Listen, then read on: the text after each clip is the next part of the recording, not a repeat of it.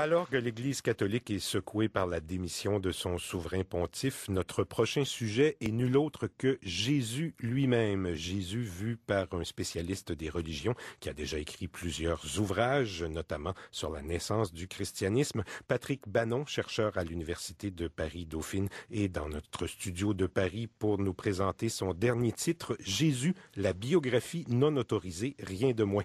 C'est une histoire romancée de la vie du personnage alimentée par les évangiles dits apocryphes, ces textes écrits à différentes époques mais qui n'ont pas été retenus par l'Église pour raconter la vie de Jésus dans le Nouveau Testament. Patrick Bannon à Paris, bonsoir à vous.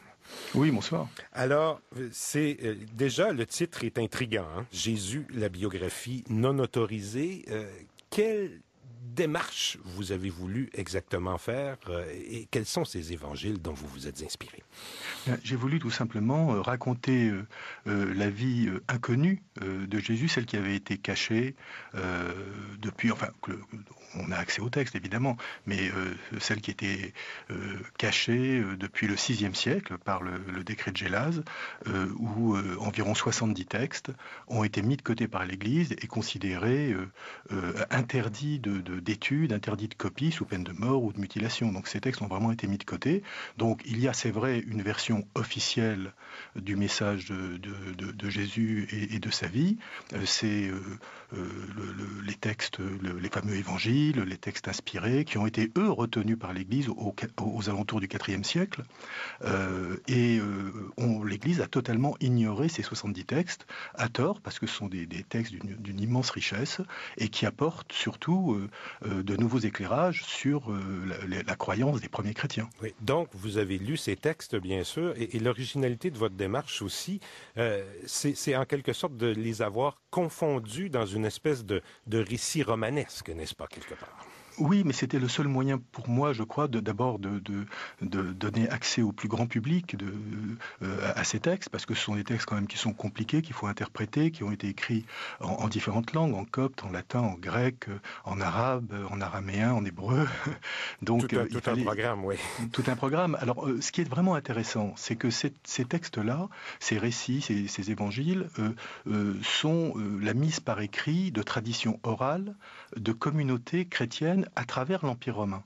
C'est-à-dire que ce sont des textes qui émanent de communautés de Syrie, d'Éphèse en Turquie actuelle, de Judée, d'Alexandrie en Égypte. D'ailleurs, au départ, à l'origine, les textes apocryphes étaient considérés évangiles étrangers. Donc vraiment, il y a quelque part une décision politique de l'Église de Rome de se séparer de ces textes dits étrangers, donc qui ont été cachés pendant des siècles. Et donc, dans ces textes et dans la synthèse très personnelle que vous en faites, en quelque sorte, Patrick Bannon, on découvre un Jésus, je ne sais pas si je décris correctement, aux angles peut-être un peu plus tranchants quelque part. Oui, tout simplement, ces textes répondent aux questions humaines que se posent les premiers croyants, les premiers chrétiens, qui n'étaient d'ailleurs pas tous monothéistes au départ, puisqu'au départ, les premiers chrétiens étaient juifs, donc de culture monothéiste, et puis d'un autre côté, vous aviez de nouveaux chrétiens qui étaient plutôt d'héritage polythéiste, donc qui ont eu d'autres visions, d'autres approches, et ils se posaient beaucoup de questions. Donc naturellement, ils voulaient savoir ce que Jésus a pu bien faire depuis sa naissance jusqu'à ses 30 ans. Parce que les évangiles officiels n'en parlent pas. Il voulait savoir si Joseph croyait vraiment à la virginité de Marie. Et il se posait des questions, d'après ce que vous rapportez. Il doutait, selon ces textes-là, il doutait fortement.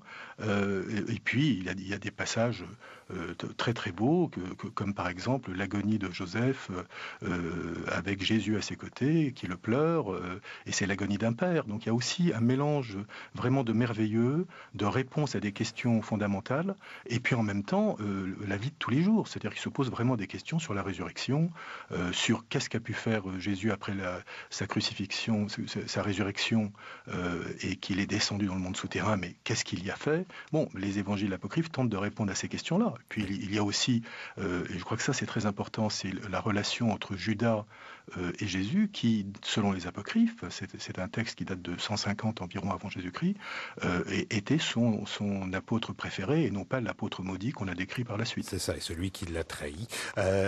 C'est aussi un Jésus plus humain, si je peux me permettre l'expression, qu'on découvre à travers ces évangiles apocryphes, et particulièrement dans sa relation avec les femmes. Ce n'est pas la première fois que c'est évoqué. On peut penser au film La dernière tentation du Christ de Martin Scorsese. Mais justement, c'est important parce que ça pourrait même changer le dogme à la limite. Jésus, par exemple, la relation que vous décrivez là-dedans entre Jésus et Marie-Madeleine est beaucoup plus sensuelle, quelque part. Et beaucoup plus humaine. Et en même temps, il faut voir cette relation qu'il a très spéciale avec Marie-Madeleine, Marie de Magdala. Cette relation qui est condamnée par les apôtres. Ils sont jaloux de l'amour qu'ils portent à cette femme.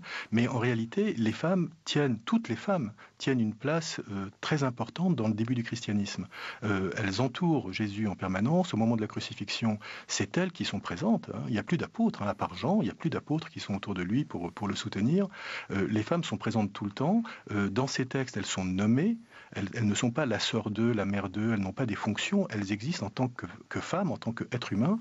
Et dans ses réponses aux apôtres qui disaient « Mais enfin, cette Marie de Magdala, qu'est-ce qu'elle fait avec nous? Elle n'a aucun droit à étudier la loi, à s'instruire, etc. » Lui répond « Dans mon monde, dans mon royaume, il n'y aura plus ni homme ni femme, les deux auront accès à la vie éternelle. » Comment l'Église catholique a-t-elle réagi, Patrick Bannon, à ce livre? Est-ce qu'elle l'a fait d'abord? Et je sais qu'il y a déjà certains groupes catholiques plus fondamentalistes qui vous ont reproché de faire beaucoup d'amalgames, de décrire un Jésus un peu imaginaire, quelque part. Oui, les mouvements intégristes, un peu extrémistes, disons, préfèrent qu'on ne parle pas des apocryphes. Et c'est une erreur. Moi, je n'ai rien inventé dans ces textes-là. Quand j'ai choisi un style romanesque pour faire passer l'émotion, mais en réalité, je ne change pas une virgule de ce qui est dit dans ces textes-là. Donc, je n'ai pas inventé. Maintenant, c'est vrai que ces mouvements extrémistes-là veulent qu'on les ignore parce qu'ils sont très dogmatiques, et c'est leur droit le plus absolu. Mais il y a aussi une grande majorité de chrétiens qui considèrent, et à juste titre, que l'Église doit se réapproprier ces textes, qu'ils font partie du patrimoine chrétien, qu'il n'y ait pas question pour moi de dire qu'est-ce qui est vrai, qu'est-ce qui est faux, je n'ai pas monté les textes les uns contre les autres, mais ils font partie d'un patrimoine. Ces gens qui ont écrit ces textes-là étaient chrétiens. Ils n'étaient pas contre le christianisme, ils font partie d'une période où il y avait des christianismes. Le christianisme avait plusieurs facettes et ces textes-là sont l'expression de ces facettes-là. Est-ce que c'est un livre de croyants, un livre d'historiens des religions ou les deux? C'est forcément les deux, dans le sens où au départ, je suis chercheur en sciences religieuses, donc j'ai une démarche toujours scientifique. Je mets de côté toute appréciation personnelle. Néanmoins, depuis le temps que je suis dans la recherche, à travers toutes les religions d'ailleurs, je travaille beaucoup surtout sur les monothéismes, on ne peut pas ne pas croire. Voilà. Maintenant, croire à une religion ou une autre, voilà, c'est pas mon propos, je peux pas choisir, mais c'est vrai que plus on cherche et plus on a une démarche de croyant. En tout cas, c'est certainement un regard complémentaire sur le personnage de Jésus. Jésus, la biographie non autorisée, c'est le titre de ce livre. C'est publié aux éditions Michel Lafon. Son auteur, donc Patrick Bannon, était avec nous dans nos studios de Paris. Patrick Bannon, merci beaucoup. Merci à vous. Au revoir. Au revoir.